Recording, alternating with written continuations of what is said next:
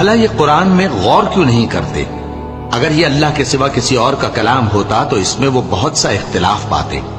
اور جب ان کے پاس امن یا خوف کی کوئی خبر پہنچتی ہے تو اسے مشہور کر دیتی ہیں، حالانکہ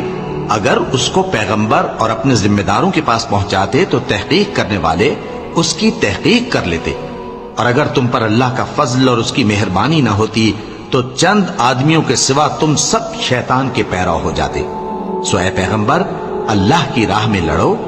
تم اپنے سوا کسی کے ذمہ دار نہیں ہو، اور مومنوں کو بھی ترغیب دو، قریب ہے کہ اللہ کافروں کی لڑائی کو بند کر دے، اور اللہ شدید ترین جنگ کرنے والا ہے اور سزا دینے کے لحاظ سے بھی بہت سخت ہے۔ جو شخص نیک بات کی سفارش کرے تو اس کو اس کے ثواب میں سے حصہ ملے گا، اور جو بری بات کی سفارش کرے اس کو اس کے عذاب میں سے حصہ ملے گا، اور اللہ ہر چیز پر قدرت رکھتا ہے۔